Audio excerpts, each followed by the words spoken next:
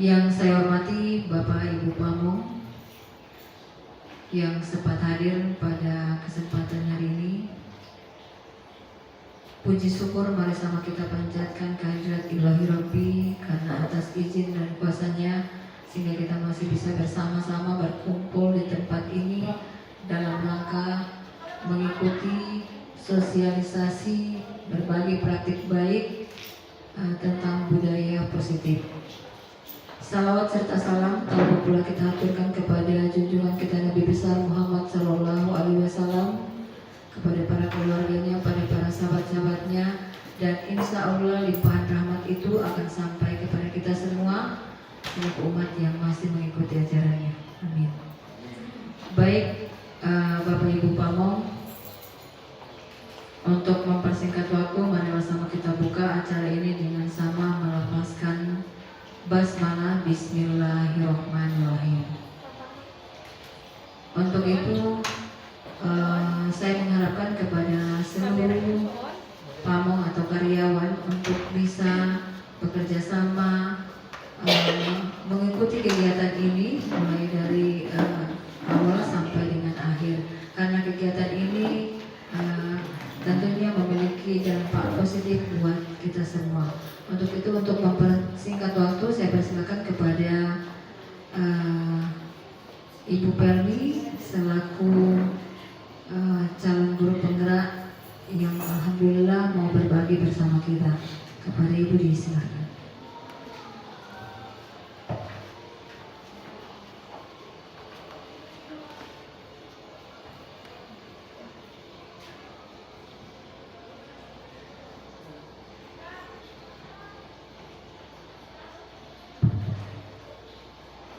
Assalamualaikum warahmatullahi wabarakatuh.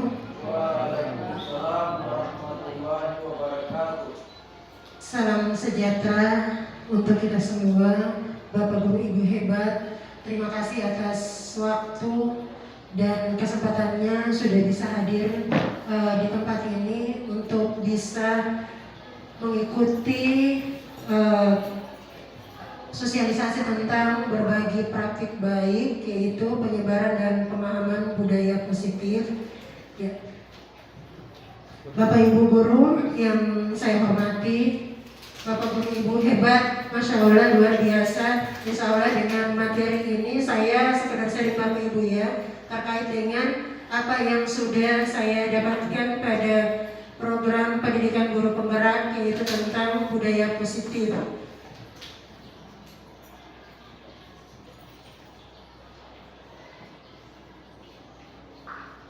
Ya, jadi Bapak Ibu, ya ini materinya tentang penyebaran dan pemahaman budaya positif. Saya next ya. Sebelum kita lebih jauh membahas tentang apa itu budaya positif, maka terlebih dahulu kita perlu melihat ya tentang pengertian dari budaya positif itu sendiri menurut Bapak Ki Hajar Dewantara. Yang pertama, yaitu beliau menyatakan bahwa untuk mewujudkan murid yang merdeka, murid harus memiliki disiplin yang kuat yang berasal dari dirinya sendiri. Jadi perlu kita pahami bersama bahwa Bapak Ibu, untuk mewujudkan peserta didik yang merdeka, peserta didik yang mampu berpikir kritis, maka harus berasal dari dirinya sendiri. Maka itu merupakan bagian dari yang namanya budaya positif. Yang kedua, ya ini dijelaskan dalam bukunya RSD 2001. Beliau menyatakan bahwa arti asli dari kata disiplin, Bapak Ibu, dari kata disiplin juga merupakan berkonotasi dengan disiplin diri dari murid-murid yang dapat membuat seseorang yang potensinya menuju kepada sebuah satu tujuan, Bapak Ibu. Dan selanjutnya kita lihat bahwa beliau juga menyampaikan sesuatu yang dihargai dan bermakna ya, bagaimana cara kita untuk mengontrol diri. Jadi pada budaya positif ini beliau memberikan pendapat bahwa disiplin positif itu merupakan mengacu pada nilai-nilai yang perlu kita hargai. Jadi berdasarkan dua pendapat tersebut, sehingga kita bisa menarik kesimpulan bahwa Murid yang memiliki disiplin positif ataupun budaya positif akan memiliki motivasi yang internal yang tinggi dalam menguasai diri untuk melakukan tindakan sesuai dengan nilai-nilai kebajikan universal. Sebagai pendidik, ya, kita sebagai seorang guru maupun sivitas yang ada di Wirabakti, tentunya kita adalah membimbing peserta didik untuk memiliki disiplin diri yang berasal dari dirinya sendiri. Dan siswa dalam melakukan disiplin positif tidak terlepas dari motivasi yang ingin mereka capai. Next ya. Jadi Bapak Ibu, ini ada konsep inti, ada beberapa konsep inti dari budaya positif itu sendiri. Yang pertama adalah tentang perubahan paradigma belajar. Jadi perlu adanya paradigma belajar Bapak Ibu, perubahan. Yang kedua, disiplin positif. Yang ketiga ada nilai-nilai kebijakan. Yang keempat, ada kebutuhan dasar manusia. Yang kelima, motivasi perilaku manusia. Yang keenam, posisi kontrol. Ya, yang ketujuh ya, keyakinan kelas, dan yang terakhir adalah restitusi. Ini kita akan ulas satu persatu Bapak Ibu. Selanjutnya kita masuk pada pembelajaran dengan paradigma baru. Iya, Bapak Ibu perlu kita ketahui bersama bahwa pembelajaran dengan paradigma baru merupakan pembelajaran yang dirancang berdasarkan pembelajaran berdiferensiasi. Jadi Bapak Ibu, kita mungkin sudah tidak asing mendengarkan kata diferensiasi, sudah tidak asing bagi kita. Namun untuk penerapan di lapangan ini sejauh ini Wirabakti sepertinya masih sangat kurang pada penerapan kata diferensiasi. Diferensiasi ini sendiri adalah pembelajaran yang berfokus pada kebutuhan peserta didik. Jadi diferensiasi itu fokusnya kepada peserta didik. Apa yang menjadi keinginan mereka. Jadi seperti itu. Yang dimana adalah tujuan untuk kepada profil pelajar Pancasila. Selanjutnya ada miskonsepsi tentang teori kontrol Bapak Ibu. Jadi Bapak Ibu perlu pahami bahwa miskonsepsi adalah sejauh ini tentang pemahaman yang gagal terhadap teori kontrol. Yang pertama, ini saya jadikan satu ilusi ya, yang ini adalah peserta didik, ya peserta didik, dan yang di belakang itu yang megang kunci itu adalah sebagai kita sebagai pendidik. Pada ilusi pertama, guru mengontrol murid, ya pada ilusi pertama, peserta dan guru adalah mengontrol murid. Terkadang kita sebagai seorang pendidik kita selalu berpikir, dan saya pribadi juga berpikir bahwa kita mampu untuk mengontrol peserta didik. Namun perlu teman-teman ketahui bahwa sebenarnya kita tidak mampu, kita tidak bisa mengontrol orang lain. Hanya orang lain sendiri yang mampu mengontrol dirinya, peserta didik misalnya. Kita tidak bisa mengontrol peserta didik Bapak Ibu. Mereka sendiri yang mampu mengontrol mengontrol diri mereka sendiri. Yang kedua adalah ilusi tentang kritik membuat rasa bersalah. Mampu menguatkan karakter. Bapak Ibu, ini sering terjadi di lapangan. Saya pribadi pun demikian. Sering terjadi di kita.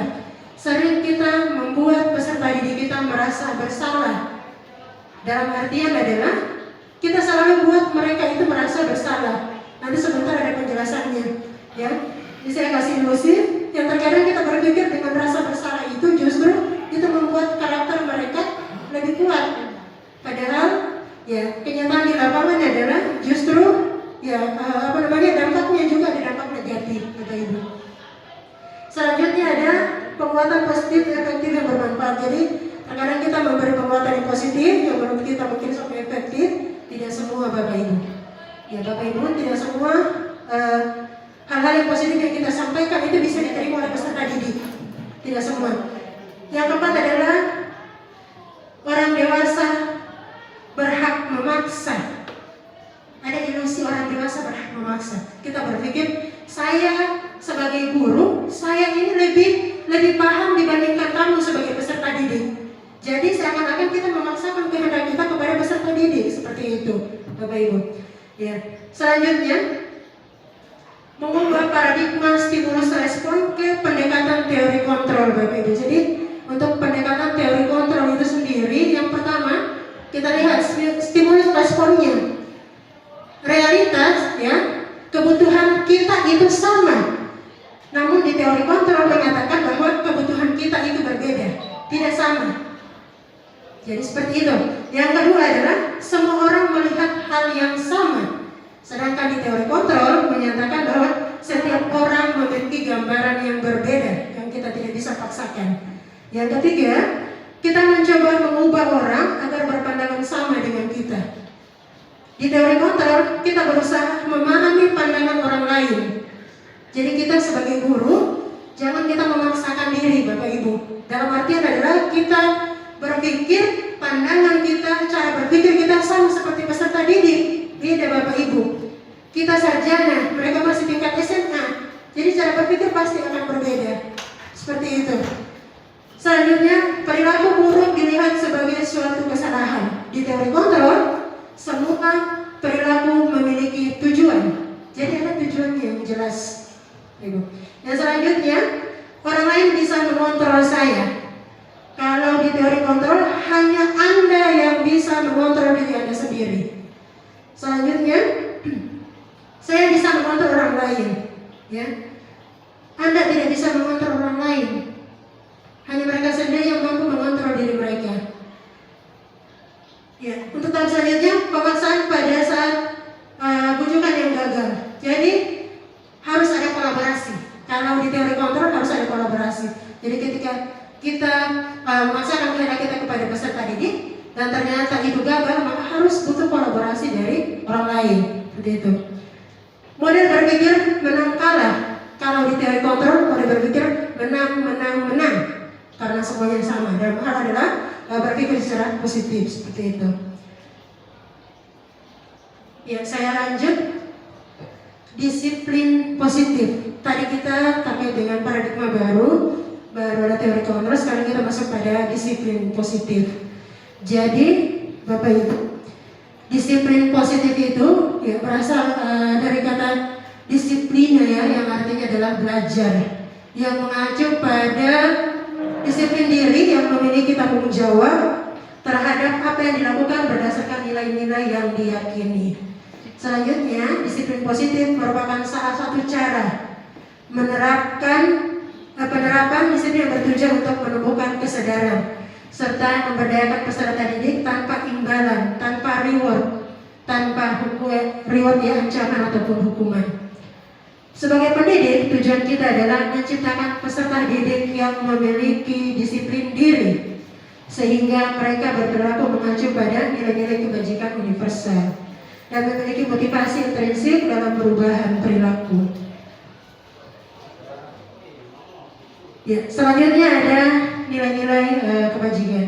Nilai-nilai yang disepakati bersama lepas dari suku bangsa, agama, bahasa maupun latar belakangnya. Jadi merupakan contoh dari nilai kebajikan institusi ataupun organisasi.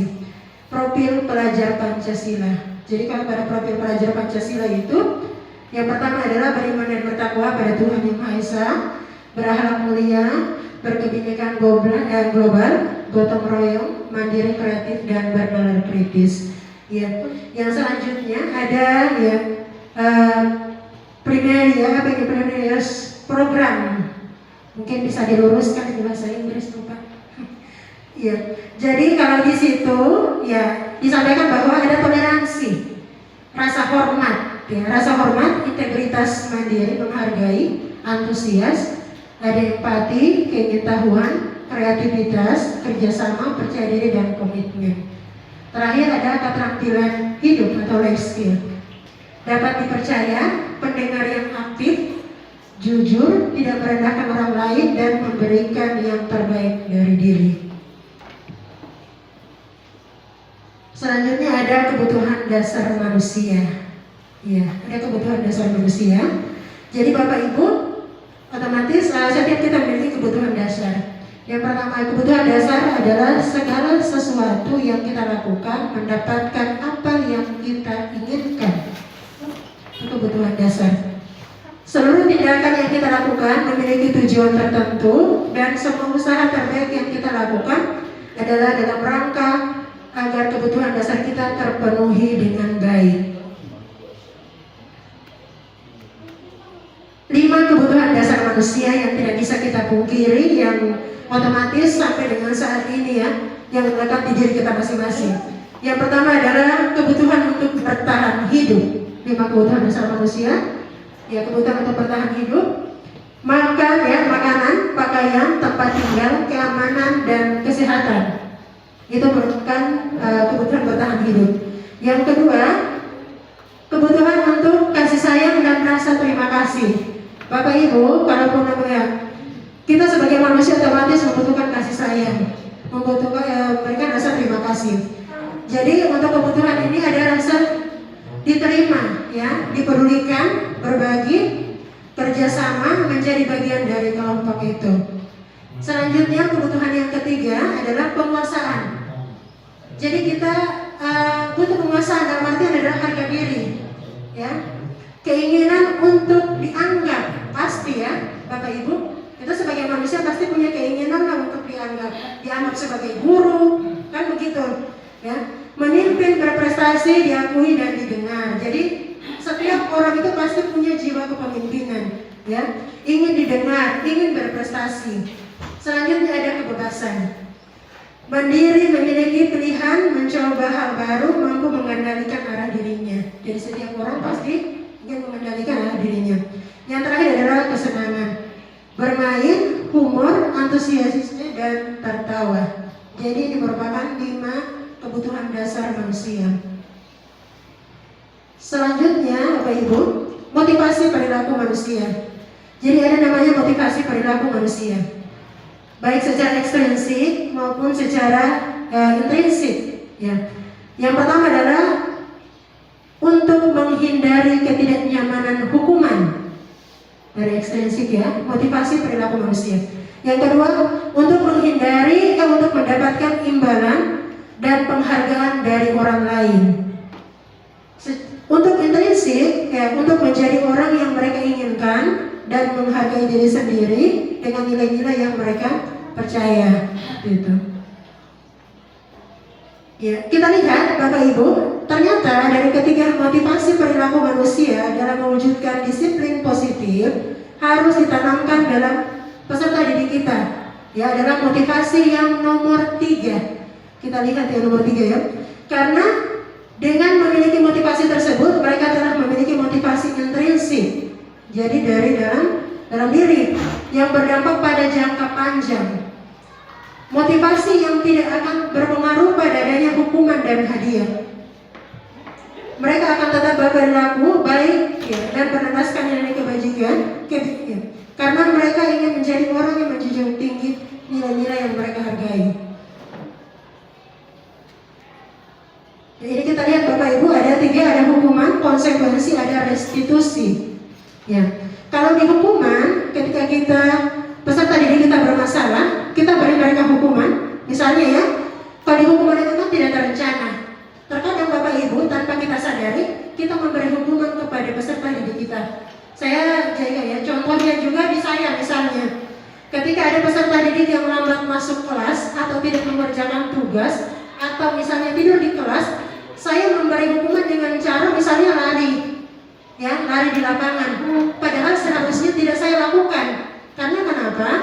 Antara materi sejarah dengan lari di lapangan itu tidak connect. Kan seperti itu Bapak Ibu. Jadi seharusnya harus connect ya. Seperti itu. Ya. Untuk hukuman, dan sebenarnya di hukuman pun ini Bapak Ibu perlu pahami bahwa terkadang anak-anak nanti dihukum juga baru bergerak seperti itu ya, baru cepat. Selanjutnya murid tidak tahu apa yang akan terjadi ketika tidak dilibatkan ya. Bersifat satu arah. Kalau hukuman itu bersifat satu arah, salah benar, tetap kalau namanya dihukum, ya dihukum, kan begitu. Ya. Berupa hukuman fisik atau psikis ya. Terkadang Bapak Ibu kita menghukum anak-anak ada hukuman psikis ya, yang kadang kita tidak sadari, entah itu dari kata-kata dari kita yang keluar ketika mungkin dalam keadaan emosi ya, ataupun dari tindakan kita. Selanjutnya ada konsekuensi. Konsekuensi itu adalah ketika mereka melakukan kesalahan, maka harus ada konsekuensi. Dengan catatan kita harus buat kesepakatan lebih dulu. Jadi terencana ya. Kalau misalnya terlambat, berarti harus misalnya membersihkan kelas. Itu kan konsekuensi namanya. Ya, terencana dan disepakati sesuai dengan aturan. Murid tetap dibuat tidak nyaman. Kalau konsekuensi, tetap mereka tidak nyaman. Sikap guru selalu memonitor murid, peserta didik. Jadi sikap kita yang menjadi monitoring. Kita yang berkuasa di kelas itu.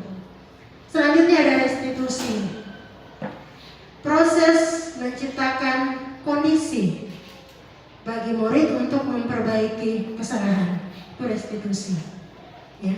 Proses kolaboratif yang mengajarkan murid untuk mencari solusi sendiri.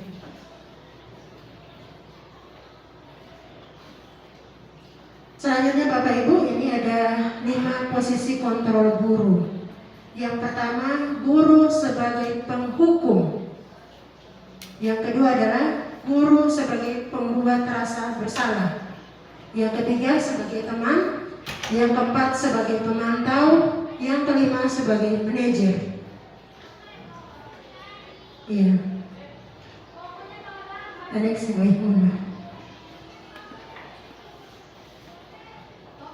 ya, contoh penerapan 5 posisi kontrol guru sebagai seorang penghukum. Nanti sebentar juga saya tampilkan videonya seperti apa guru yang penghukum, guru yang sebagai manajer, ya, sebagai teman dan yang lainnya.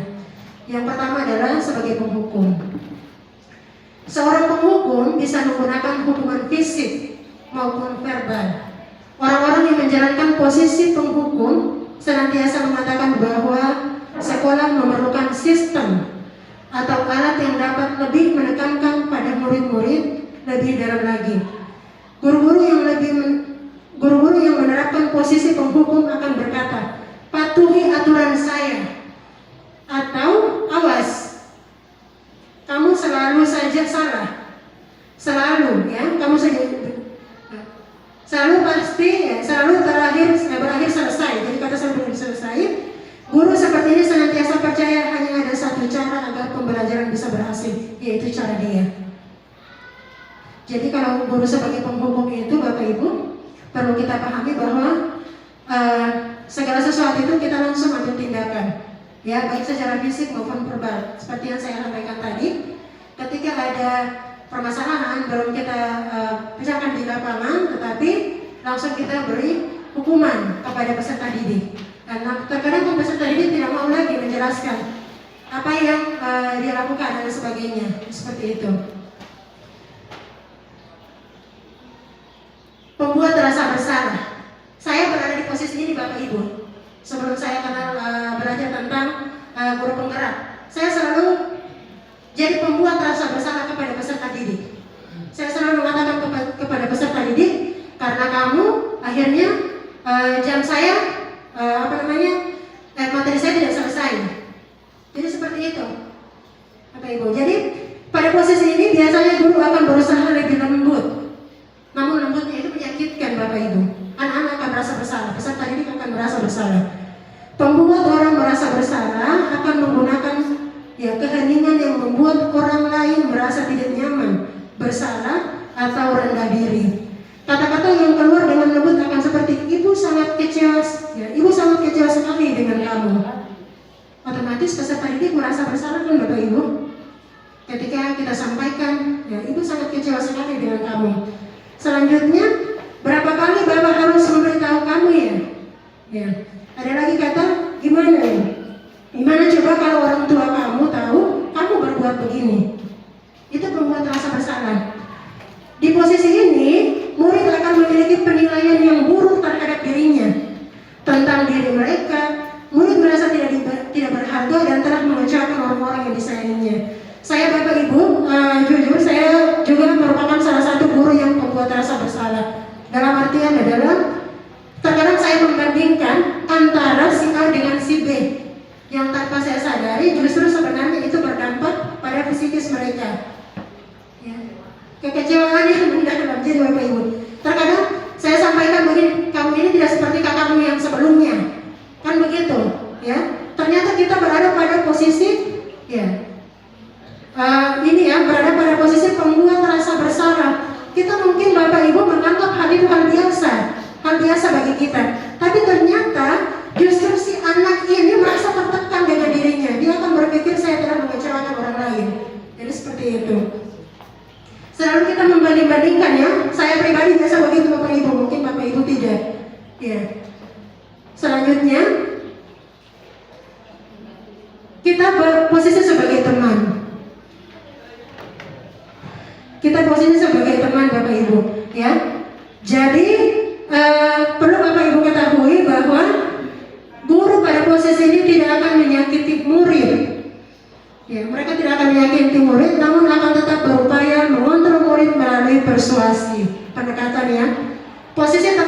kepada guru bisa negatif ataupun positif. Positifnya, ya di sini berupa hubungan baik yang terjalin antara guru dan murid. Guru di posisi teman menggunakan hubungan baik dan humor untuk mempengaruhi seseorang. Mereka akan berkata, ayo bantulah demi Bapak ya.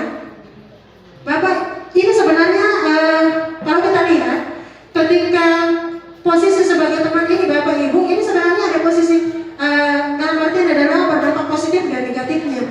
Positifnya adalah kita bisa menjalin hubungan baik dengan mereka. Yang kedua adalah mereka bisa terbuka dengan kita. Namun ada dampak negatifnya. Negatifnya adalah mereka akan memilih kepada siapa mereka berteman, kepada siapa mereka untuk fokus belajar, mereka akan pilih. Saya lebih suka kepada si Bapak ini karena dia menganggap saya sebagai teman, saya bisa terbuka dengan dia. Akhirnya di mata pelajaran lain yang tidak menganggap dia sebagai, tidak memposisikan sebagai teman, maka itu dampak negatif bagi dia. Jadi tidak ada fokus Bapak Ibu, seperti itu. Selanjutnya ada sebagai pemantau. Ya, kita sebagai pemantau. Pada saat kita mengawasi, kita bertanggung jawab atas perilaku orang-orang yang kita awasi. Jadi kita memantau keadaan mereka. Ya. Posisi pemantau berdasarkan pada peraturan-peraturan konsekuensi dengan menggunakan sanksi atau konsekuensi. Jadi kalau dia berbuat kesalahan, otomatis kita diberi sanksi. Atau apa konsekuensinya? Gitu. Kita dapat memisahkan hubungan pribadi kita dengan murid sebagai seorang yang menjalankan posisi pemantau. Pertanyaannya adalah diajukan oleh seorang pemantau, peraturannya apa? Biasanya kan seperti itu, Bapak Ibu. Kamu masih ingat tidak dengan aturan sekolah? Kamu ada wirabakti atau tidak? Kan biasa begitu ya. Kalau di wirabakti, saya biasa begitu Bapak Ibu ya, tanpa rasa maksudnya tidak mengontrol. Saya biasa kadang sampaikan ke anak-anak, ya, kamu paham tidak dengan aturan wirabakti? Jadi seperti itu. Ya. Apa yang telah kamu lakukan? Sanksi atau konsekuensi apa? Seorang pemantau sangat mengandalkan penghitungan catatan data yang dapat digunakan sebagai bukti atas perilaku seseorang. Jadi seorang pemantau itu punya data. Saya punya data pelanggaran dengan kamu. Bukan biasanya gitu Bapak Ibu ya. Saya punya data pelanggaran dengan kamu. Di semester kemarin kamu itu 10 kali tidur di kelas saya. Itu kita sebagai pemantau, Bapak Ibu. Jadi kita ingatkan kepada mereka. Yang terakhir adalah kita berposisi sebagai manajer, Bapak Ibu. Posisi terakhir, manajer adalah posisi mentor di mana guru berbuat sesuatu bersama dengan murid, mempersilahkan murid mempertanggungjawabkan perilakunya, mendukung murid agar dapat menemukan solusi atas permasalahannya sendiri. Seorang manajer telah memiliki keterampilan di posisi teman ataupun pemantau. Dengan demikian bisa jadi waktu-waktu tertentu kembali kepada kedua posisi tersebut. Dan Bapak Ibu perlu pahami bahwa pada posisi manajer ini, ya, pada posisi ini adalah kita sebagai guru itu diminta untuk pada posisi yang kelima. Kalau Bapak Ibu mengambil posisi yang keberapa? Menurut Bapak Ibu? Mengambil posisi yang manajer, sebagai pemantau, yang teman, pembuat rasa bersalah.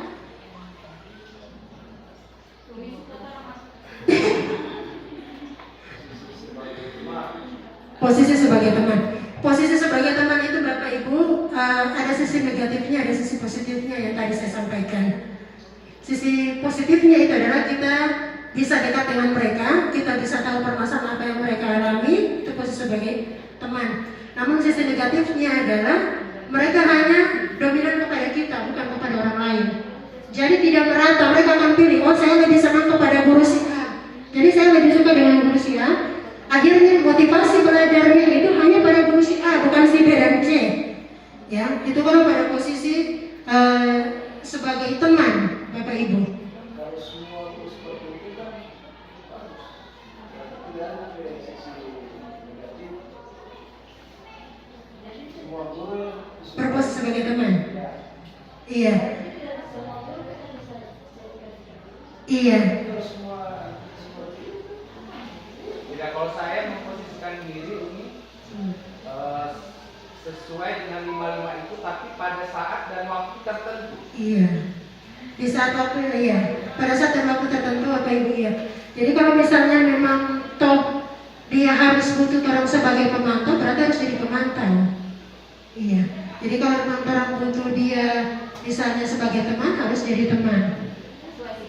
Ya, saya suka ada. Walaupun mungkin kan dari penjelasan buku itu memang menampar sekali ya. Ini mungkin segala keburukan itu saya pernah lakukan di kelas. Ya, siapa saya juga. Jadi memang kadang mungkin yang jadi ini ya, mungkin jadi bahan diskusi kita. Bagaimana kita, kalau ini kan adalah kurikulum KBK, kita fokusnya bagaimana anak-anak itu bisa merasakan pembelajaran yang nyaman di KBK gitu ya. Tapi kita kan menghadapi anak-anak yang memiliki karakter yang berbeda-beda. Sementara kan kita nggak bisa tadi ya, berdasarkan ini tadi ada miskonsepsi apa tadi ini?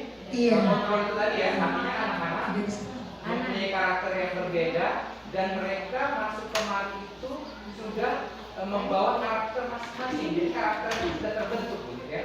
Jadi saat di satu kelas itu misalnya ada beberapa karakter anak, sementara kita tidak yang bisa mengubah mereka itu tadi kan mereka sendiri ya. Iya. Jadi nggak bisa ada kontrol dari kita gitu kan. Kita juga yang bisa mengubah itu diri kita sendiri gitu kan. Nah jadi bagaimana menghadapi anak-anak yang taruhlah misalnya di kelas ber-30 orang, mereka memiliki karakter yang berbeda-beda. Sementara kalau tadi yang di sini nomor 1 tadi apa umumnya kok ini kan ada nomor 5 nomor 1 tadi apa umumnya? Apa hukum ya? Siapa hukum? Ya, sebagai penghukum ya. Artinya itu yang paling gampang yang bisa dilakukan untuk membuat anak-anak ini melakukan apa yang kita ingat, instruksi yang kita inginkan. Karena kan kita nggak bisa membiarkan mereka si A pengen begini, si B pengen begini, si C pengen begini. Jadi kan kelasnya jadi kacau. Atau bisa saja mahali. Misal di satu kali pertemuan itu maka bayangkan kita sama memposisikan semuanya itu dalam satu kali pertemuan. Bayangkan sama si A kita harus jadi pembentuk, sama si B kita jadi manajer. Jadi kamu harus bekerja tiap hari supaya bisa iya guru itu bahagia tiap hari supaya dia bisa jadi manajer, bisa jadi teman, bisa jadi apa pembentuk dalam satu hari begini. Itu yang saya maksud tadi bahwa kalau anak-anak kan iya ini bagus sekali, sebenarnya ini bagus sekali kalau kita bisa memposisikan ini ya. Tapi dari sisi gurunya yang saya maksud, artinya kita masuk ke kelas kita harus memahami kalau ada 30 anak, 30 karakter anak kita harus paham, ya kan? Sementara kita tidak boleh melakukan hal-hal yang dijelaskan tadi, gitu kan? Kan berarti tingkat stres guru itu sebenarnya lebih tinggi. Ternyata Ya, bagaimana kita sebagai kalau kita stres? kalau sudah bahagia, kita nggak bakalan stres menghadapi yang begitu. Iya. Kita berbagi. Jadi kalau kelas, Siap Bapak Ibu.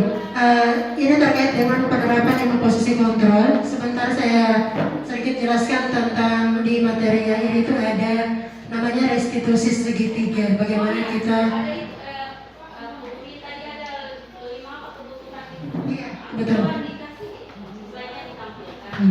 Ini saya tertarik dengan ini slide ini. Apa itu kebutuhan? ilmu kebutuhan manusia ya. Kebutuhan ini harus ini ya, harus memang apa? Ini yang harus Iya, ilmu kebutuhan. dilengkapi dalam hidup. Ini materi konsep apa? Sekiranya siapa yang Iya. 5 kebutuhan. Siap. 5 kebutuhan dasar manusia ini saya juga tidak mencantumkan. Seharusnya ini terlalu banyak pada ini ya, apa namanya, pada program pelajar Pancasila itu kan masuk pada apa namanya, yang pertama itu yaitu tentang untuk yang 5 kebutuhan dasar manusia itu masuk terangkum pada 5 program pelajar Pancasila juga. Gitu. Tentang ketuhanan yang Maha Esa. Hanya di sini saya merangkumnya pada 5 dasar kebutuhan manusia yang melekat pada diri setiap manusia. Mungkin nanti saya tambahkan ini untuk itu. Iya.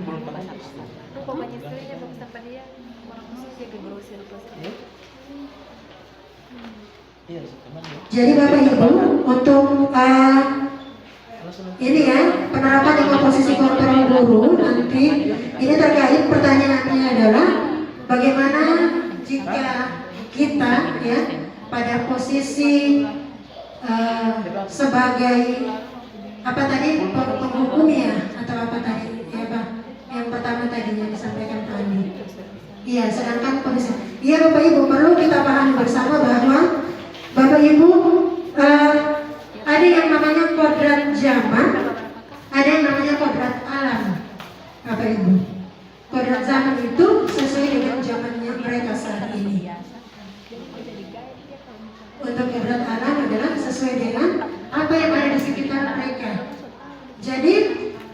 dengan tadi yang Pak Andi sampaikan, bahwa yang mana kita harus bisa berada di setiap situasi. Misalnya di setiap situasi mungkin bisa jadi kita sebagai guru pada saat itu sebagai pemukul, bisa jadi kita sebagai sebagai pemantau ataupun teman dan lain sebagainya.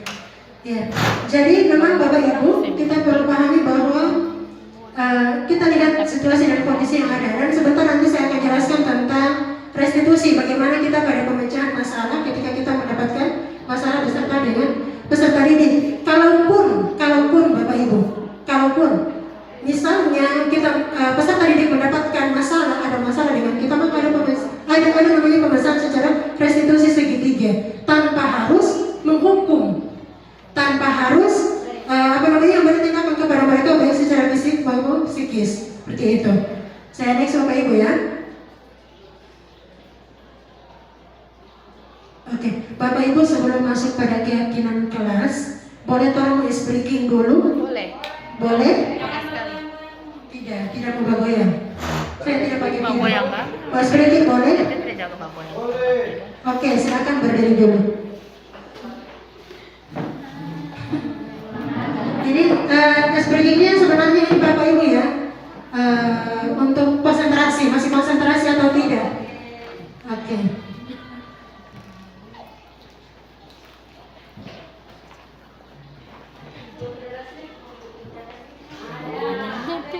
Banyak sekali lagi ada 3 dari sponsor ya.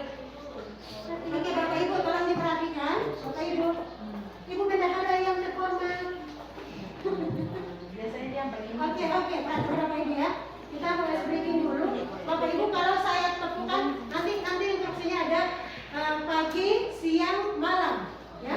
Pagi, siang, malam.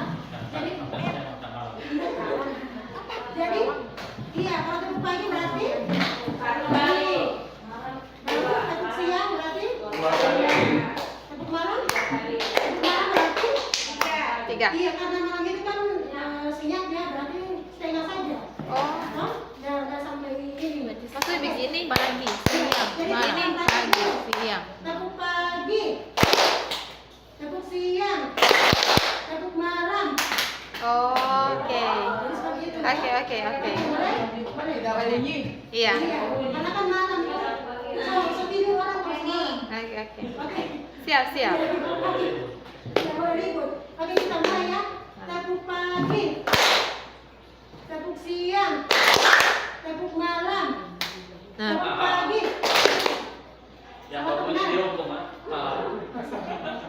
Sama teman. Oke.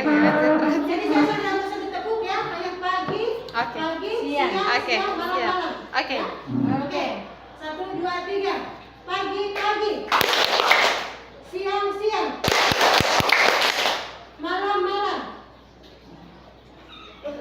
Pagi, siang, malam. Siang, malam lagi.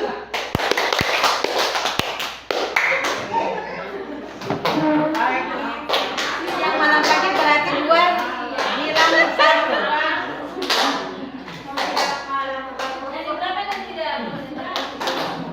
Iya di muka situ ya. Sekarang lanjut Bapak Ibu. Aku sebelum ini Jay. Sebelum makan. Oke, tangan dulu.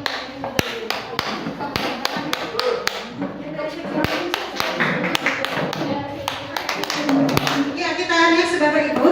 Selanjutnya masuk pada keyakinan kelas. Direktur duduk. Oh iya, dulu. Jadi Bapak Ibu, selanjutnya kita masuk pada keyakinan kelas ya.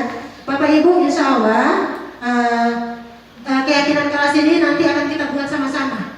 Bapak Ibu ya, insya Allah di tahun ajaran baru kita akan buat sama-sama keyakinan kelas. Ya, keyakinan kelas kepada peserta. Jadi bukan cuma khusus satu orang, jadi semua kita akan buat sama-sama. Keyakinan kelas, Bapak Ibu. Setiap tindakan atau perilaku yang kita lakukan di dalam kelas dapat menentukan terciptanya sebuah lingkungan positif. Perilaku warga kelas tersebut menjadi sebuah kebiasaan yang akhirnya membentuk sebuah budaya positif.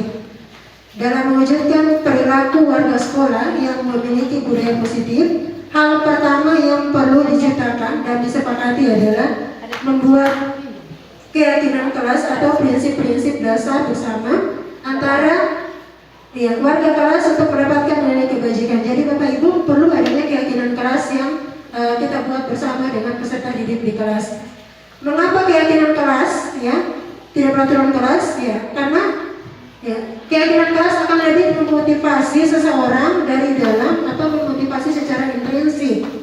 Seseorang akan lebih tergerak dan bersemangat untuk menjalankan keyakinannya daripada hanya sekedar mengikuti serangkaian peraturan yang mengatur mereka yang harus begini dan begitu, yang membuat ketidaknyamanan dan keterpaksaan. Jadi keyakinan kelas Bapak Ibu karena kalau peraturan itu kan biasanya anak-anak pasti akan terikat dengan aturan. Jadi akan ada makna penekanan di situ. Gitu. Selanjutnya pembentukan keyakinan kelas Bapak Ibu. Pembentukan keyakinan kelas yang pertama bersifat abstrak berupa pernyataan universal dibuat dalam pernyataan positif sesuai dengan kondisi kelas dan sekolah sehingga mudah untuk diterapkan. Sedikit saja tapi mudah diingat. Semua warga sekolah, warga kelas dilibatkan saat membuat keyakinan kelas. Itu untuk pembentukan keyakinan kelas. Ini masuk pada tadi yang saya katakan segitiga restitusi. Segitiga restitusi yang terakhir sebuah cara menanamkan disiplin positif pada murid. Restitusi adalah proses menciptakan kondisi bagi murid untuk memperbaiki kesalahan mereka sehingga mereka bisa kembali pada kelompok mereka dengan karakter yang lebih kuat. Restitusi juga adalah proses kolaboratif yang mengajarkan murid untuk mencari solusi setiap masalah, untuk yang masalah dan membantu murid berpikir tentang orang seperti apa yang mereka inginkan dan bagaimana mereka harus memperlakukan orang lain. Restitusi membantu murid menjadi lebih memiliki tujuan, disiplin positif dan memulihkan dirinya setelah berbuat salah. Penekanannya bukanlah pada bagaimana berperilaku untuk menyenangkan orang lain atau menghindari ketidaknyamanan, namun tujuannya adalah menjadi orang yang menghargai nilai-nilai kebajikan yang mereka percayai. Segitiga restitusi, ciri-ciri restitusi membedakannya dengan program disiplin lainnya. Yang pertama, restitusi bukan untuk menebus kesalahan, namun untuk belajar dari kesalahan. Yang kedua, restitusi memperbaiki hubungan. Yang ketiga, restitusi adalah tawaran bukan paksaan. Selanjutnya, restitusi menuntun untuk melihat ke dalam diri peserta didik. Restitusi mencari kebutuhan dasar yang mendasari tindakan. Restitusi diri adalah cara yang paling baik. Restitusi menguatkan. Restitusi fokus pada karakter bukan tindakan. Restitusi mengembalikan murid yang berbuat salah pada kelompoknya. Ini adalah 3 langkah restitusi Bapak Ibu. 3 langkah restitusi yang pertama adalah menstabilkan identitas. Jadi ketika peserta didik kita berbuat kesalahan, yang pertama adalah kita stabilkan identitasnya. Yang kedua adalah validasi tindakan yang salah. Kita cari tahu, bukan untuk mencari tahu siapa yang bersalah, namun kita cari solusi dari permasalahan itu. Selanjutnya ada menanyakan keyakinan. Makanya tadi saya sampaikan bahwa pentingnya keyakinan kelas itu Bapak Ibu. Keyakinan kelas yang insya Allah kita akan buat pada saat awal tahun ajaran baru. Yang kita lihat menstabilkan identitas. Berdasarkan prinsip membuat kesalahan adalah bagian dari proses pembelajaran. Bapak Ibu, peserta didik kita, murid-murid kita, taruna-taruni itu ketika mereka membuat kesalahan itu merupakan bagian dari proses pembelajaran. Sehingga yang harus kita tanyakan kepada mereka, yang harus kita sampaikan, kita terapkan itu adalah berbuat salah itu wajar. Tidak ada manusia yang sempurna. Ibu atau bapak juga pernah melakukan hal itu. Ibu atau bapak tidak mau mencari siapa yang salah, tapi ingin mencari solusi dari permasalahan ini. Kamu berhak merasa begitu. Jadi Bapak Ibu, untuk menstabilkan identitas ini, kita sampaikan dulu ke mereka supaya posisi misalnya ya mereka berbuat kesalahan, kita sampaikan dulu ke mereka, kita setarakan dulu, kita stabilkan dulu identitas mereka. Kita sampaikan bahwa ibu juga pernah melakukan kesalahan, ibu juga pernah sekolah. Melakukan kesalahan itu hal yang wajar. Ya, seperti itu. Kita pernah melakukan kesalahan. Jadi kita stabilkan dulu kondisi psikis mereka. Kita stabilkan dulu Bapak Ibu. Kita stabilkan dulu kondisi psikis mereka. Kita panggil, kita stabilkan kondisi psikis mereka. Kita sampaikan bahwa ya membuat kesalahan itu adalah hal yang wajar karena manusia itu tidak sempurna. Jadi ini merupakan kata-kata yang kita sampaikan ke mereka. Dan ketika kamu misalnya ya Bapak Ibu ya berkelahi mereka berdua, si A dengan si B berkelahi. Jadi kita panggil satu persatu, kita panggil. Ya, nanti dia akan jelaskan kenapa sampai dia berkelahi. Setelah itu kita sampaikan kepadanya bahwa ya ketika berbuat kesalahan itu hal wajar karena kita bukan manusia yang sempurna. Baru selanjutnya kita sampaikan juga bahwa kita di sini, saya sebagai guru bukan untuk mencari kesalahan, tapi kita ingin mencari solusi dari permasalahan ini. Ya, untuk mencari solusi dari permasalahan ini. Dan ibu pikir bahwa kamu pun akan berhak ya marah ketika misalnya dibully sama teman-temanmu. Itu namanya menstabilkan identitas. Yang selanjutnya, setelah kita stabilkan identitas Bapak Ibu, kita validasi tindakan yang salah. Tindakan yang mana yang salah? Jadi kita validasi tindakan yang salah. Berdasarkan prinsip setiap perilaku berupaya memenuhi suatu kebutuhan tertentu. Kamu pasti punya alasan mengapa melakukan hal itu. Jadi Bapak Ibu, posisi kita sebagai guru di sini bukan kita yang memberikan solusi. Jadi kita minta mereka untuk berpikir apa solusi yang mereka lakukan. Jadi seperti itu. Kamu pasti punya alasan mengapa melakukan hal itu. Kita tanyakan kepada mereka. Selanjutnya, ya kita sampaikan padahal kamu bisa melakukan lebih dari itu. Dan kita pun beri mereka sedikit pujian. Ya, saya bangga kepada kamu karena kamu tidak melakukan misalnya tidak bangga kepada kamu karena telah melindungi sesuatu yang patut buatmu. Selanjutnya kamu melakukannya karena mempertahankan sesuatu yang penting bagimu. Jadi nanti akan ada solusi dari mereka. Jadi mereka nanti akan berbicara, ya, akan berbicara. Terakhir ada menanyakan keyakinan. Makanya tadi saya sampaikan bahwa pentingnya kita ada keyakinan kelas. Kenapa? Karena ketika mereka berbuat kesalahan, kita suruh ingat lagi. Masih ingat tidak dengan keyakinan kelas kita? Masih ingat tidak? Kan begitu ya? Bapak Ibu, sejauh ini kita punya aturan yang dimana terikat kepada anak-anak. Tapi kita tidak punya aturan di kelas. Tidak ada keyakinan yang kita buat di kelas Bapak Ibu. Dalam artian ada, seharusnya kita punya keyakinan dengan anak-anak. Ya, misalnya anak-anak menginginkan harus jadi orang yang jujur, tidak ada bullying itu misalnya ya. Apalagi harus sih. Jadi harus ada keyakinan yang kita buat dengan mereka. Berdasarkan prinsip teori kontrol bahwa pada dasarnya kita termotivasi dari intrinsik, dari dalam diri. Ya, jadi kita tanyakan pas di terakhir menanyakan keyakinan kepadanya, apa keyakinan kelas kita? Jadi suruh ingat lagi, masih ingat tidak dengan keyakinan kelas kita sebelumnya? Nanti dia akan jawab iya, siap, masih ingat. Salah satunya apa? Saya tidak bisa membuli, saya tidak bisa memukul, saya tidak bisa mencoret dan lain sebagainya. Ya, saya tidak bisa menghina misalnya. Nilai apa yang telah disepakati bersama? Jadi harus ada nilai yang ya kita ingatkan lagi kepadanya. Nilai apa yang telah kita sepakati sebelumnya?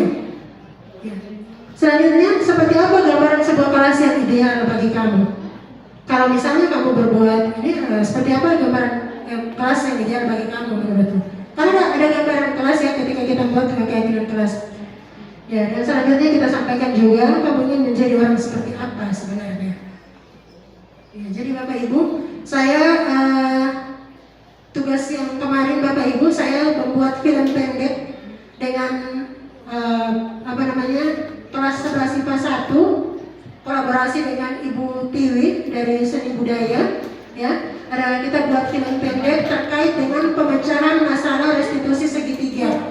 Di situ kita ambil konteks yang peserta didik yang terlambat masuk. Setelah itu ada bullying di dalam.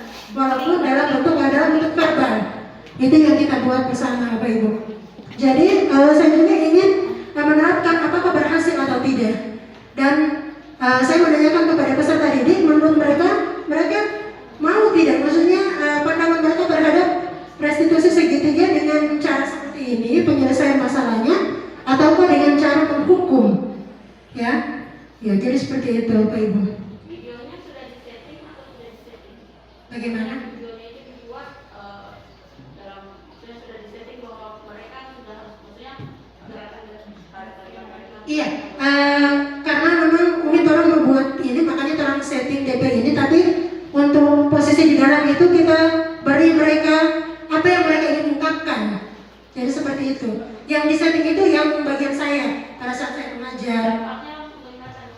Ya bagaimana? Dampaknya untuk kelihatan dengan dia dengan kelas. Iya, kalau dari saya Ibu maksudnya dengan adanya hal itu menurut saya iya. Tampaknya karena saya bertanya langsung ke peserta, tapi tidak wawancara ya, maksudnya saya tanya bahwa kalau menurutmu kamu mau dihukum atau saya buat seperti ini, begitu. Karena dengan hal itu iya, kalau menurut saya ini itu baru hanya Ibu ya, maksudnya sampainya baru 2 orang, ya seperti itu. Untuk penerapan restitusi itu, restitusi segitiga. Anak saya tidak pesimis dengan Siap. Anak nggak tahu yang mungkin UMP sudah tahu konsepnya apakah anak-anak itu karakternya terbentuk di umur berapa begitu. Kalau untuk SMA ini apakah pola seperti ini masih bisa gitu. Karakter mereka yang seperti kata Pak Anies sudah terbentuk, kemudian seperti model-modelnya siapa saya ajak sekarang aja ini modelnya ada cerita Marvel. Apakah dengan kehadiran seperti ini ada tidak perubahan untuk Marvel, untuk siapa ya, Jendra, Askia, sekarang Askia itu lagi goreng tadi, dan tahu kenapa dia tadi kayaknya ada masalah berat sekali. Matematika dia Sampai dia ini yang mengamuk. Saya bilang seperti ini tidak ada sedikit sensitif. Mungkin ada pengalaman Umi pengalaman ceritakan pengalaman Umi Cesar sama Cesar, karena saya sudah mengajar Cesar PS. Iya, Cesar. Kan ini Umi sudah terapkan ya, yang dengan kelas di PS ya, seperti apa Cesar sekarang dan Cesar sebelum ini ya dengan kelas. Ada contohnya tidak? Iya, terima kasih. Terkait dengan Cesar ini, Umi. Cesar itu memang dia tipikal anak yang aktif kalau menurut saya, ya. Walaupun mungkin di awal-awal sebelum saya maksudnya belum tahu tentang ini, saya selalu berpikir negatif tentang dia. Dalam artian adalah ini si anak kalau di dalam kelas selalu jadi pembuat masalah tidur, ya, dan lain sebagainya. Tapi setelah saya berusaha untuk memahami si anak, ya, nah makanya namanya pendekatan itu tadi ada restitusi, itu ada pendekatan dengan si anak. Jadi setelah saya pahami, ya saya coba, oh ternyata dia butuh yang ini. Jadi seperti ternyata si Cesar ini merupakan anak yang butuh diperhatikan, Umi. Kalau saya pribadi, dia adalah anak yang butuh diperhatikan, dan dia itu sebenarnya anak yang pintar, Umi. Sebenarnya dia anak yang bisa. Setelah saya coba perhatikan sama dia, maksudnya tanpa mengurangi perhatian juga kepada anak yang lain, saya coba perhatikan sama dia, baru didorong dan dikasih motivasi sama dia, baru dia lebih lebih terbuka kalau sekarang. Jadi kalau misalnya ada tugas apa, saya langsung tanya, Cesar, kalau menurutmu seperti apa? Begitu. Jadi misalnya, Cesar, tugasmu bagaimana? Ada yang bisa membantu, saya bantu kemarin. Apa yang bagian mana yang sulit?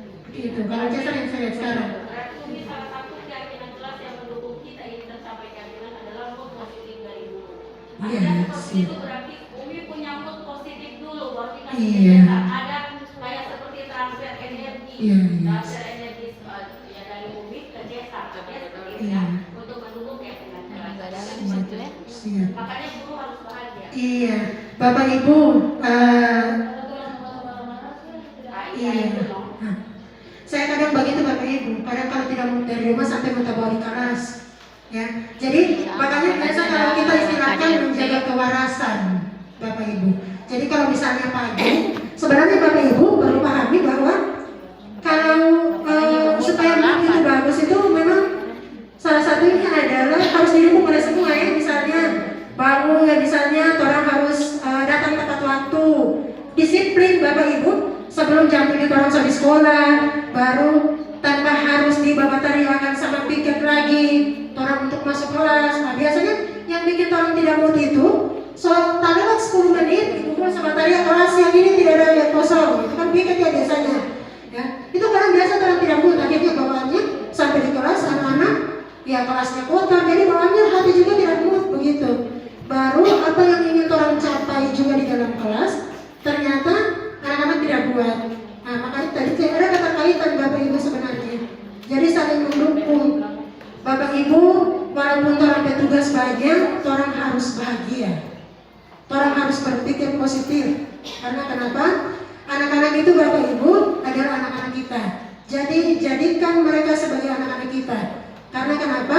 Anak-anak kita juga adalah diajar oleh orang lain ya, jadi jadikan mereka sebagai anak kita, bagian dari diri kita, seperti itu. Dan Bapak Ibu, saya kemarin ada ikut Zoom, dapat sedikit kata-kata ya, maksudnya kalimat Pak Instruktur sampaikan bahwa tidak ada anak-anak yang bodoh, yang ada hanya belum menemukan guru yang tepat. Saya tertampar di sini Bapak Ibu ya dengan kalimat itu. Ternyata tidak ada anak-anak yang bodoh, yang ada belum menemukan guru yang tepat. Karena ada anak dia justru lebih paham dengan guru yang ini, tapi tidak paham dengan guru yang satu. Seperti itu. Berarti siapa yang salah di sini? Jadi Bapak Ibu mungkin ada bisa berbagi. Ada yang punya pengalaman lagi? Silakan Bapak Ibu. Kalau orang itu di zaman kolonial.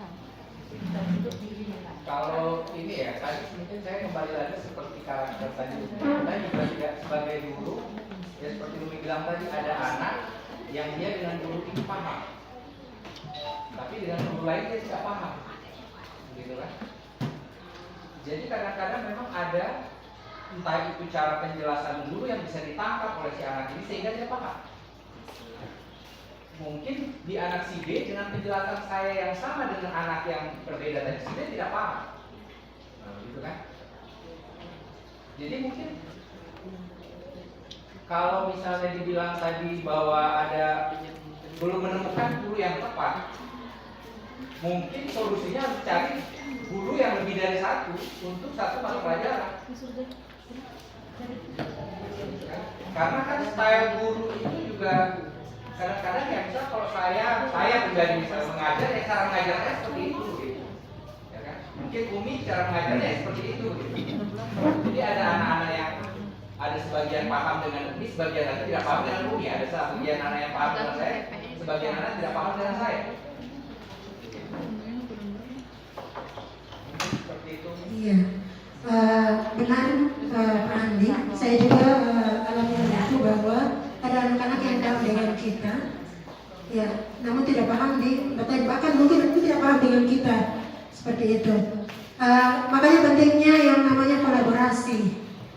Pentingnya namanya kolaborasi untuk semua, ya. Jadi dari guru BK, dari wali kelas, dari guru mata pelajaran, dari bidang kurikulum misalnya, dari kesiswaan, dari semua butuh kolaborasi, ya, untuk sama-sama. Dan Bapak Ibu perlu pahami bahwa kita sebagai guru juga itu jadilah guru yang kreatif, inovatif.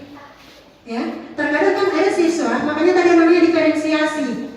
Diferensiasi itu kan berdasarkan kebutuhan si anak. Terkadang kebutuhannya Dewi, ya, Ibu Dewi ketika mau mendengarkan penjelasan, dia pengennya hanya secara langsung misalnya. Ya, Ibu Ana ternyata pengennya membaca. Nah itu makanya tadi berbeda kebutuhan, ya. Jadi visual misalnya, saya pernah menerapkan itu di kelas waktu Ibu Mariam ada coba ini, waktu Ibu Mariam ada supervisi ke saya. Pada saat itu saya coba terapkan.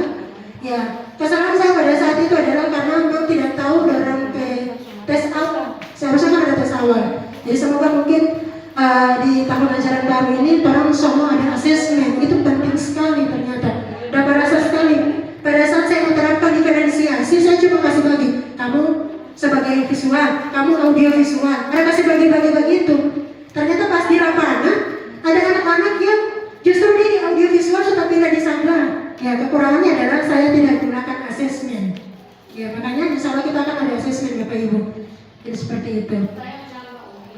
Ya, siap. Terkait dengan Pak Andi. Siap. Terus, benar, aman saya, itu tentang bagaimana anak-anak yang duduknya karakter. Iya. Karakter juga ya. Didukung dari orang tua. Sebenarnya dari kelas 3 dari SMP itu mereka belum tumbuh. Itu Iya. mereka itu belum tuntas begitu. Iya. Mereka bawa di SMA yang harusnya sudah tuntas menghadapi kita dengan hal-hal yang seperti ini. Ya seperti itu yang kita dapat masalah-masalah yang seperti itu. Harusnya kita mereka itu ada beberapa yang sudah tuntas ketika mereka SMP. Iya. Jadi memang kalau berbicara hal itu memang kita juga harus minimal ya, kalau kita sekolah SMA kita juga harus tahu tentang ini apa namanya data dari si anak sepertinya. Jadi maksudnya pas penting mungkin kayaknya bagi orang itu di sekolah SMA meminta data riwayatnya si anak ini sebagai apa, misalnya diabetes psikolog begitu ya, yang dari SMP yang harus memulai SMA supaya bisa terpetakan. Tentunya tidak sulit kan, maksudnya harus ada surat yang menjelaskan bahwa yang mana misalnya si anak ini bukan khusus ya, misalnya dia data nilai raportnya dia seperti ini ya, supaya pas di SMA kita mampu untuk memetakan. Karena kan kalau sekarang yang terjadi justru turun di SMA ya, kalau bahkan maka mungkin ada anak-anak yang ya baca tulis saja mungkin masih ini, apalagi mungkin menghitung. Itu terjadi di kita saat ini. Iya. Dan belajar dengan anak yang broken dan anak yang Siap. Iya. Penanganan. Iya. Anak yang bertumbuh dengan bapaknya dan Iya. anak yang tidak bertumbuh dengan bapaknya itu beda. Iya. Kalau itu berarti lagi kita kembali dengan latar belakang dari si anak. Ya, pentingnya kita tahu latar belakang dari ya si anak. Misalnya anak yang broken home, anak yang mungkin hanya tinggal bisa. Iya. Kita penting latar belakang dari si anak. Oh gitu. Ini materi sebenarnya Bapak Ibu sangat menarik sekali kalau misalnya dia kolaborasi dengan guru BK, ya, karena kayaknya terkait dengan BK juga ya. Nah di sini positifnya juga cara penerapan, ya, seperti itu.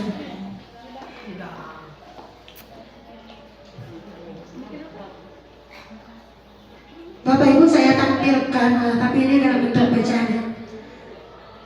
Saya tampilkan ini dalam bentuk studi kasus ya, yang terjadi dan cara penyelesaiannya secara restitusi segitiga.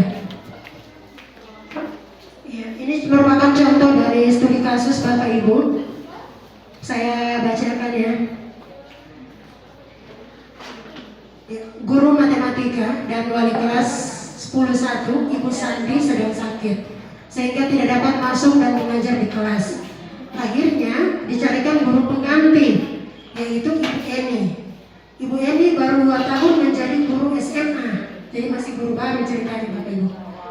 Beberapa peserta didik perempuan, ya namanya Pipi dan Natali, mereka mengetahui hal ini dan mulai menggunakan kesempatan dan bersikap seenaknya, tertawa dan tidak mengindahkan kehadiran Ibu Eni. Jadi pada saat Ibu Eni masuk kelas, melihat hal itu, Ibu Eni tetap mencoba menyapa Pipi dan Natali dengan ramah, sambil mengingatkan mereka untuk tetap fokus pada pengerjaan tugas. Ayolah, ya, tugasnya dikerjakan. Nanti Ibu ditegur Bapak Kepala Sekolah kalau kalian tidak kerjakan tugas. Tolong bantu Ibu ya.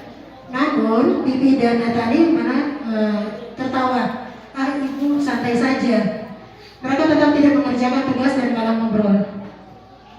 Keesokan harinya, Ibu Santi memanggil Pipi dan Natali serta menanyakan tentang laporan Ibu Eni.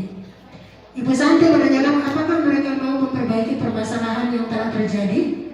Awalnya Pipi dan Natali sempat ragu-ragu dan membela diri. Namun pada akhirnya mereka mengatakan meminta maaf. Ibu Santi menanggapi bahwa tindakan itu boleh saja dilakukan bila mereka sungguh-sungguh ingin meminta maaf. Namun Ibu Santi menanyakan kembali apa yang mereka bisa lakukan untuk menggantikan rasa tidak menghormati Ya, baik Pipit maupun Natana mengakui bahwa perilaku mereka tidak sesuai dengan keyakinan kelas, karena sebelumnya mereka sudah buat keyakinan kelas. Ibu Santi melanjutkan kembali apa yang akan mereka lakukan untuk memperbaiki masalah. Apakah ada gagasan? Jadi Ibu Santi tanyakan kepada mereka, apa ada gagasan? Selanjutnya, setelah berpikir sejenak, Natali dan Pipit mengusulkan bagaimana kalau mereka mengadakan sebuah diskusi kelompok dengan teman-teman sekelasnya. Jadi ada solusi dari si anak. Tadi sudah saya sampaikan bahwa peserta didiklah yang akan memberi solusi, Bapak Ibu. Jadi kita hanya menggunakan pertanyaan pemantik, ya, pertanyaan pemantik dan mereka yang memberi solusi. Ya. Setelah itu ya, teman yang mereka pilih adalah penerapan keyakinan kelas, tema ya, terutama tentang sikap saling menghormati dan bagaimana penerapannya di kehidupan sehari-hari di sekolah. Usulan kedua adalah mengirim email kepada Ibu Yeni tentang gagasan mereka tersebut. Mereka pun memberitahu Ibu Yeni bahwa mereka telah memberitahu kepala sekolah, ya, Pak Hasan, bila lain waktu ada ketiadaan guru maka mereka akan mengusulkan Ibu Yeni sebagai pengganti. Jadi itu usulan dari kedua peserta didik ini setelah melakukan kesalahan. Ya. Jadi solusi dari mereka ya. Sehingga kita lihat apa? Dalam kasus di atas, langkah-langkah restitusi sudah dijalankan oleh Ibu Santi, ya, dengan menggunakan segitiga restitusi. Yang pertama, menstabilkan identitas. Ibu Santi menanyakan apakah mereka bersedia melakukan memperbaiki permasalahan yang ada. Pipi dan Natali sempat ragu-ragu dan membela diri, namun pada akhirnya mengatakan meminta maaf. Selanjutnya, memvalidasi tindakan. Jadi tindakan yang mereka divalidasi. Ibu Santi menganggap bahwa tindakan itu boleh saja dilakukan bila mereka sungguh-sungguh minta maaf. Namun Ibu Santi menanyakan kembali apa yang mereka bisa lakukan untuk mengganti rasa tidak hormat Ibu Santi. Ya, baik Pipi maupun Natali mengakui bahwa perilaku mereka tidak sesuai dengan keyakinan kelas. Yang ketiga, menanyakan keyakinan. Ibu Santi melanjutkan kembali apa yang mereka lakukan untuk memperbaiki masalah. Apakah ada gagasan? Ya, mereka mengusulkan bagaimana kalau mereka mengadakan sebuah diskusi kelompok dengan teman-teman sekelasnya. Tema yang mereka pilih adalah penerapan keyakinan kelas, terutama tentang sikap saling menghormati dan bagaimana penerapannya di kehidupan sehari-hari. Usulan kedua adalah mengirim email kepada Ibu Yeni tentang gagasan tersebut. Mereka pun memberitahu Ibu Yeni bahwa mereka telah memberitahu kepala sekolah Pak Hasan bila lain waktu ada ketiadaan guru maka mereka akan mengusulkan. Jadi Bapak Ibu, kita bisa tarik kesimpulan bahwa penerapan restitusi segitiga itu dalam pemecahan masalah adalah kita hanya menggunakan pertanyaan pemantik kepada peserta didik, dan peserta didiklah yang menemukan solusi dari setiap permasalahan itu. Jadi mereka menemukan solusi dari permasalahan yang ada. Ya, kalau terkadang kan kita ketika ada permasalahan yang terjadi, terkadang kita yang memberi solusi kepada mereka. Ya. Di restitusi segitiga, mereka yang memberi solusi. Jadi kita gunakan saja pertanyaan pemantik. Jadi menurut dia apa yang harus dia lakukan? Jadi seperti itu. Agar dia juga bisa berpikir, ya, dia juga bisa menyadari kalau yang mana dia telah melakukan ya, kesalahan. Seperti itu Bapak Ibu. Siap.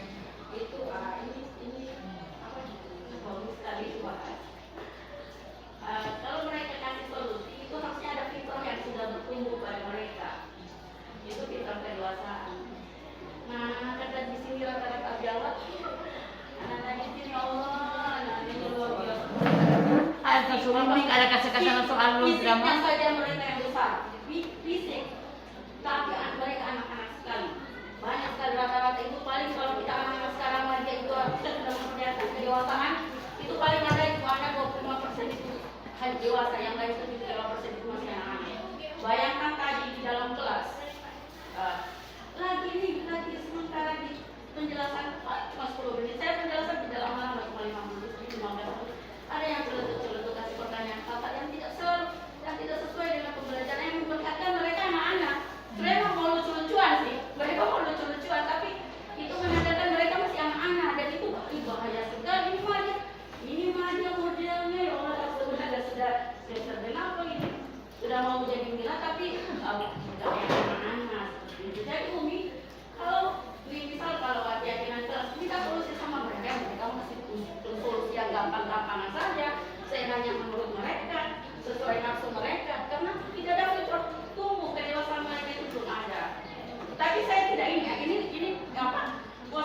sekali, ini keyakinan bagus sekali, tapi pada anak-anak yang sudah bertumbuh dewasa. Artinya bukan bertumbuh dewasa juga, artinya ada fitrah sudah tuntas di kelas 3. Artinya bahwa mereka santun kepada guru itu sudah tuntas sekali. Hormat kepada guru, selalu menghargai teman, selalu menghargai guru, itu sudah tuntas. Makanya kalau keyakinan kelas 3 dipakai ya kepada anak-anak yang sudah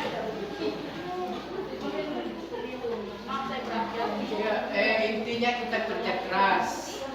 Jadi apa yang kita didapatkan di kelas itu dia terbawa ke saya tadi. Nah, bahkan saya merekam kalimatnya. Dia bilang begini, besok kita libur, makan, tidur, mandi, merokok. Merokok itu yang saya ada tangkap itu. Jadi itu bagaimana menanamkan mereka supaya bisa bersikap dewasa sementara pikirannya tadi masih seperti anak-anak. Bahkan di depan guru mereka mengatakan itu. Ya, seperti itu yang Mbak Umi, karena dari Umi itu tadi terus ke saya lagi. 11 IPA 2 atau Umi? 11 IPA 2. Ya mau kelas lagi. Iya. Nah, Kurang disiplin. Iya. Tapi kalau dibandingkan dengan anak-anak di sekolah luar, dia kurang ajar lebih luar biasa daripada sampai anak-anak di dalam ini. Saya juga mungkin semua rasa ya. Jadi kadang-kadang saya berpikirnya, makanya tadi yang ada 5 tadi ya sebagai penghukum. Karena kita memang tidak bisa juga melepaskan kontrol itu ada di anak-anak. Tidak bisa. Ada saatnya saya kebetulan untuk Madia yang mau kewiran saya cuma ngajar di IPS. Untuk di kelas Madia yang IPS, alhamdulillah saya nggak pernah punya masalah dan saya nyaman-nyaman saja. Itu saya memang memposisikan diri saya sebagai di kelas IPS itu, saya memang sebagai pengontrol kelas. Karena saya lihat kalau saya memberikan peluang sedikit untuk mereka, misalnya seperti kata Umi kita tujuannya mereka sebenarnya pengen bercanda, tapi kadang-kadang kalau mereka bercanda mengganggu konsentrasi saya mengajar, gitu kan ya. Jadi saya nggak bisa membiarkan ini berlalu banget karena saya harus menyampaikan materi juga. Makanya saya di sini sebagai pengontrol, artinya saya bilang ke mereka kalau saya ada di kelas berarti giliran saya. Walaupun itu mungkin salah ya, karena tadi dalam pembahasan kita nggak bisa menguasai mereka, ya. Tapi itu yang saya lakukan dan itu alhamdulillah kelas berjalan. Kelas berjalan sesuai yang saya inginkan memang, tapi tidak sesuai dengan yang mereka inginkan. Iya Bapak Ibu, terkadang makanya tadi saya sampaikan bahwa terkadang apa yang menjadi target kita itu hanya terpakai pada diri kita sendiri, bukan kepada peserta didik. Padahal di peserta didik itu adalah kita sebagai pamong mereka, kita menuntun mereka, Bapak Ibu. Jadi kita tuntun mereka, kita mengarahkan kemana. Sama seperti yang sebelumnya saya di pertemuan sebelumnya juga saya sampaikan bahwa kita mau bawa kemana peserta didik ini sebenarnya tergantung dari kita sendiri, ya. Terkait dengan mungkin masalah yang kita hadapi di kelas, semua itu Bapak Ibu kita juga pernah rasakan hal itu. Kita tahu, ya, kita tahu. Makanya itu yang namanya pentingnya harus ada. Kalau saya masih kembali ke keyakinan kelasnya, karena keyakinan kelas itu menurut saya sangat mengikat dan sangat mengontrol mereka. Ya, pada keyakinan kelas itu sangat mengontrol setiap peserta didik. Jadi apa yang mereka lakukan itu kita ingatkan. Masih ingat tidak dengan keyakinan kelas? Jadi keyakinan kelas kita buat dan kita tempel, ya. Kita tempel di tempat yang dimana mereka mudah jangkau. Dan untuk yang lainnya kan kita di Wirabakti, kita paham anak-anak kita mungkin hanya dari segi fisik yang besar, ya. Namun mungkin bawaan masih anak-anak juga. Ya, kita perlu pahami bahwa perlu yang namanya kerjasama dari orang tua. Ya, jadi harus ada kerjasama dari orang tua, kerjasama dari guru BK, dari wali kelas, semua warga sekolah. Jadi kita harus satu visi apa yang harus kita lakukan kepada mereka. Jadi kalau misalnya kita buat aturan harus bersih di kelas, berarti semua harus bersih semua kelas, kan begitu. Supaya apa yang kita inginkan itu tercapai.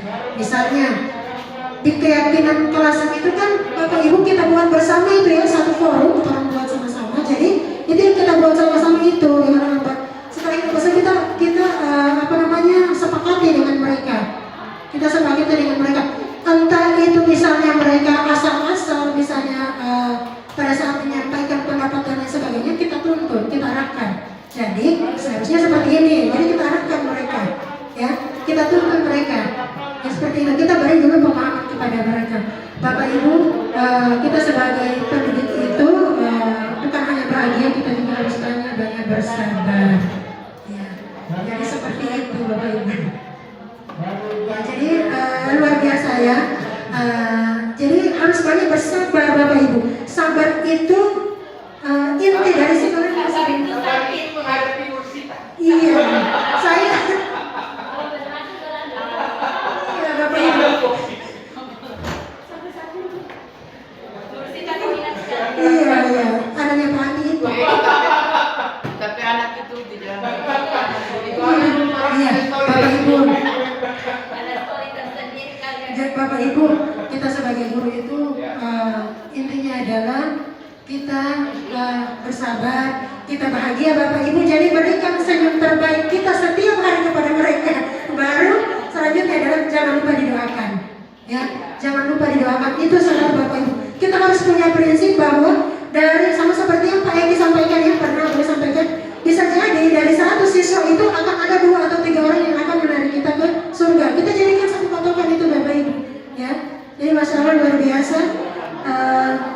Ibu Mul yang semangat. Bagaimana saya unik, saya baru keluar dari Dewan Guru dalam Sulawesi, bagaimana?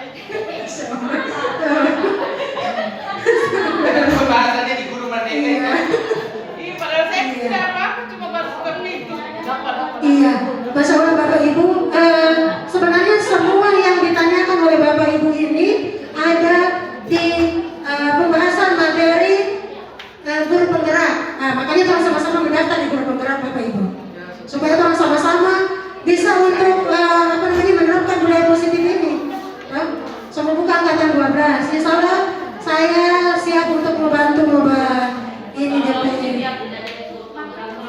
Iya, betul. Siap. Tapi bagusnya kalau orang tak ada supaya orang sama-sama.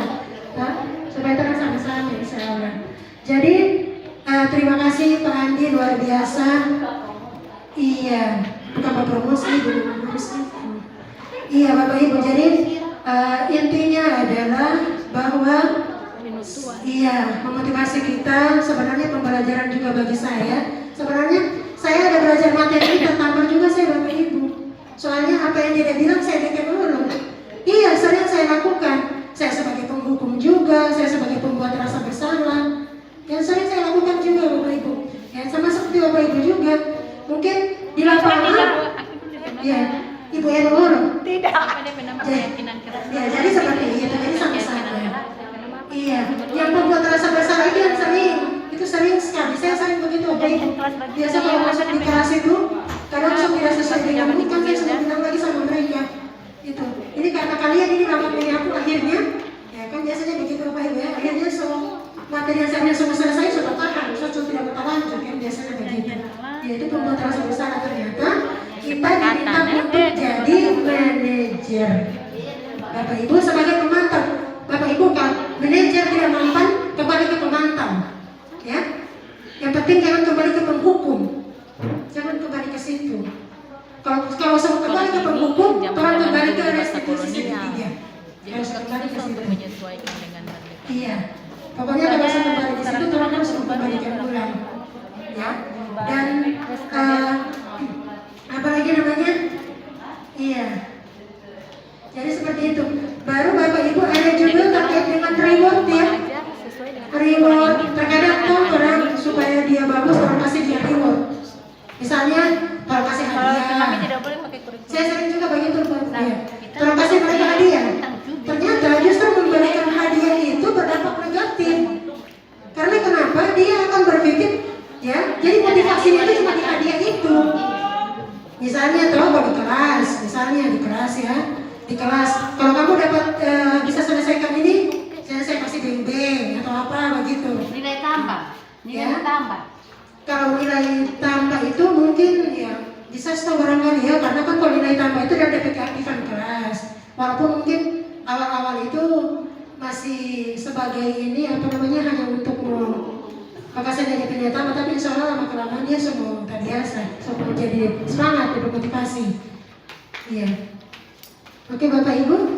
Oke. Oke. Tuan menunggu. Iya, mungkin ada dari senior saya ya, dari coach. Silakan Coach. Berarti keyakinan kelas itu sama dengan kesepakatan kelas yang lalunya ya? Iya. Begitu ya, waktu masanya Ibu Wildan kan kesepakatan kelas Makanya ya? diawali dengan kesepakatan. Iya, kalau saya kan mungkin termasuk guru yang hidup pada zaman kolonial toh, jadi gaya mengajar itu sesuai dengan apa yang saya inginkan, bukan yang murid inginkan. Hanya saja dengan ada materi ini kan, iya, makanya digarisbawahi tadi. makanya digarisbawahi. Rata-rata kan kita semua begitu, no? Jadi ketika ada kurikulum baru yang mengharuskan kita harus, kalau kata Ibu Ica, menghamba pada siswa, toh? Begitu kan kalau dalam kurikulum merdeka, toh? Makanya mau dan tidak mau, orang juga harus menyesuaikan dengan kurikulum yang baru. Kalau saya kan kalau mengajar sesuai dengan apa yang saya inginkan, bukan yang siswa inginkan. Tapi insya Allah semua berubah Ibu Ferni. Karena Cesar saja saya bisa bikin berubah dan dia alhamdulillah sudah oke dengan saya. Pokoknya IPS itu mantap sekarang. Saya juga dengan IPS paling luar biasa. Mungkin pengaruh wali kelasnya yang memang ini toh. Amin ya sakit. Amin ya kelas. Insya Allah. Amin. Iya, tapi memang IPS luar biasa Ustaz. Luar biasa sekarang. Saya semangat kalau mengajar di sini. Silakan Ibu Winda, mungkin ada tambahan.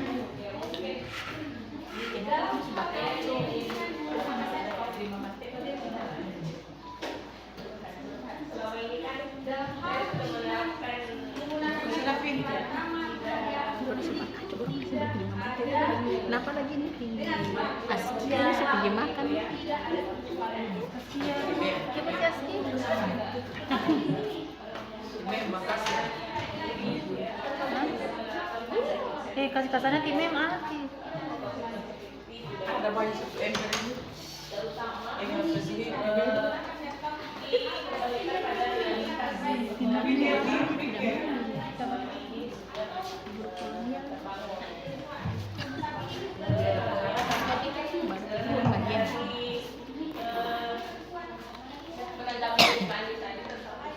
Pakai make up ya.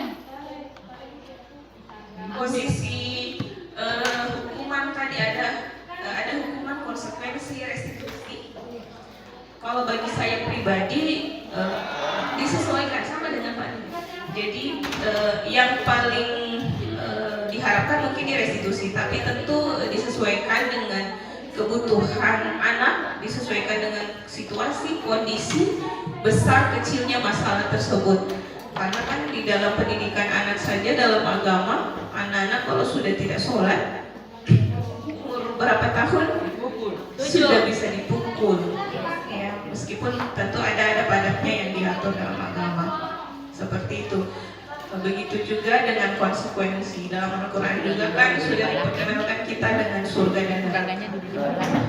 Itu kemudian jadi bagi saya tidak harus di posisi apa manajer itu sih. Dan memang dalam modulnya sendiri dikatakan seperti itu. Tidak harus di posisi manajer, tetapi diharapkan di anak-anak sudah di posisi tersebut mungkin dikembalikan tadi. Yang bilang anak-anak sudah bagus fitrahnya, sudah terbentuk. Jadi anak-anak mungkin yang direstitusi tadi, anak-anak memang ada yang belum bisa diajak diskusi. Ya, jadi kembali lagi mungkin ke konsekuensi tadi ya. Yang kedua, di hukuman, kenapa disuruh hindari hukuman? Ternyata ada salah satu efek terburuk dari metode hukuman itu adalah anak-anak yang cenderung sudah tidak takut. Ketika anak-anak sudah tidak takut, maka sistem tidak akan berjalan. Dan saya yakin itu ada di anak-anak. begitu. Dan tidak ada motivasi intensif dari anak-anak. Anak-anak dari pulang dari berlibur, saya selalu tanya, siapa yang full 5 waktu sholatnya? Di kelas-kelas yang kita anggap andalan, paling banyak 3 orang yang full sholatnya 5 waktu. Iya. Dan kalau dari posisi agama saya tidak tahu apakah memang sudah mau dipukul atau bagaimana. Hukuman konsekuensi itu atau mau direstitusi. Nah, itu yang pertama. Jadi ada banyak sekali tantangan, tapi memang dalam modulnya dikatakan bahwa salah satu kalau hukuman itu langsung dilihat hasilnya akan laki-laki sholat di BB, tapi kalau di luar tidak dilihat mereka tidak sholat karena tidak terpantau.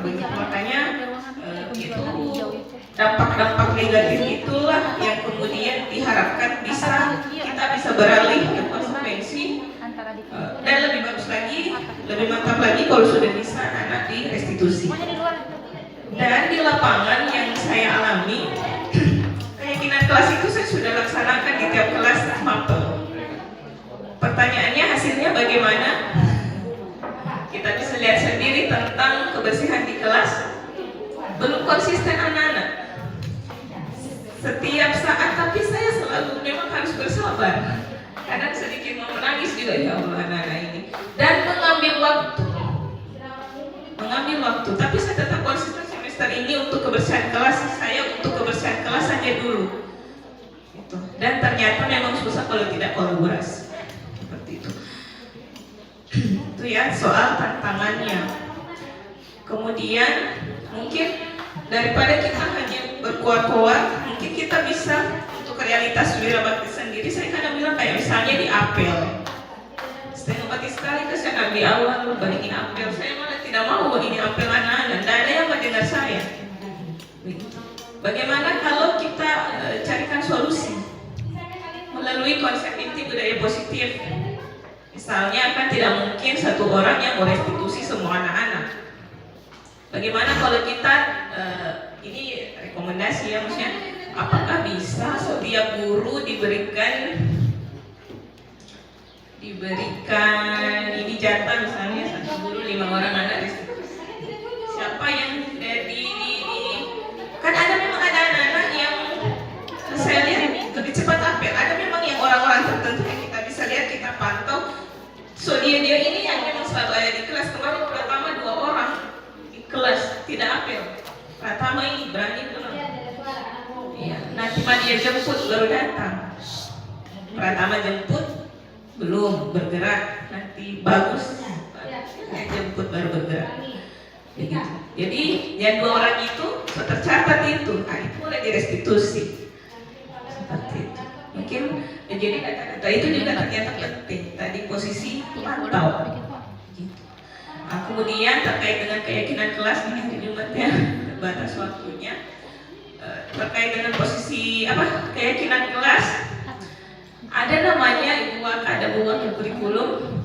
Jadi setelah keyakinan kelas, paling terakhir nanti ada namanya keyakinan sekolah. Dan tadi di intinya di situ jangan banyak-banyak. Jadi bisa dibuatkan juga untuk kita sudah bisa berpindah. Kalau sudah mantap keyakinan kelasnya, sudah konsisten dilakukan di kelas, sudah bisa kita buatkan keyakinan sekolah. Seperti itu. Ya, mungkin demikian. Saya kembalikan ke pemateri. Assalamualaikum warahmatullahi wabarakatuh. Bagus sekali. Saya sudah cari materi. Anak-anak itu, jadi sebenarnya kalau pola disiplin mereka sudah kita lihat saja sholat. Di sholat itu saya beberapa kali temani mereka maghrib isya. Ini karena memang anak-anak itu ya sholat itu memang tidak betul bagus. Artinya harusnya mereka sudah tahu ini tentang konsekuensi neraka dan surga itu, artinya sudah selesai itu sudah selesai. Artinya dengan seperti itu mereka tanpa disuruh-suruh mereka sudah sholat. Dengan anak-anak sama itu ya. Ini anak-anak itu kalau tidak ada saya, kalau tidak ada saya Ustaz yang lain itu mereka nanti sudah di surah yang kedua mereka ngayu. Di surah yang kedua sudah bacaan yang kedua. Rakaat pertama surah yang kedua sudah Al-Fatihah. Mereka baru itu pun. Nah, kalau mereka lihat surat An-Naba yang dibaca, anak yakin nanti ayat terakhir yang mereka hafal mereka berdiri, yakin sekali. Itu di saf yang kedua, saf pertama boleh. Saf pertama itu yang sudah terpilih. Dan itu luar biasa sekali untuk anak-anak kita. Itu kalau CCTV di awal sudah tidak ini yang bergerak-gerak ke sana itu tadi bilang hari itu sudah tidak ada. Tidak ada juga yang memantau. Pasti dikontrol sebagai kita sebagai tim pemantau. Kemudian yang kedua, apa yang duha yang kita mau keluarkan untuk kita lakukan apa di hari Senin itu apa yang sholat kita sekarang dengan anak-anak itu kalau itu aduh coba dikunjungi itu hari Senin tahun ini itu cuma ada semua pertama ada tapi majas itu cuma 5 orang itu pun cuma buka agamanya lain hari itu lain hari mereka tidak mau sholat gimana tim pemantau kita maksudnya kita mau menjadi pemantau ini memang saya setuju yang sepakat dengan ini sebenarnya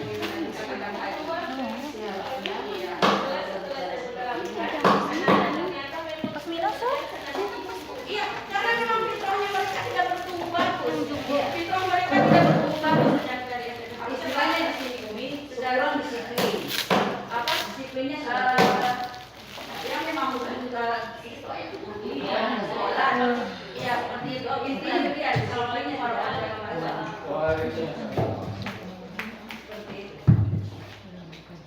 sebaiknya kalau berbicara seperti ini anak kebaiknya itu dihadirkan juga dihadirkan juga unsur-unsur yang ada di asrama supaya mereka tahu juga seperti itu supaya kita orang tahu sebenarnya jangan cuma guru sama ini nantinya orang yang terlibat di dalam seperti satunya pelatih Jadi puasa. Berarti ini apa namanya nanti ada sosialisasi ke part 2 budaya positif untuk semua. Iya. Iya. Saya pernah kasih saran sama Ibu dan waktu Ibu dan aku makan Ibu Wildan yang bikin ini harusnya diketahui sama sekolah Ibu Wildan dan aku membantu kita yang Ibu Wildan ini dan pasti ingat ya kita saran seperti itu. Iya.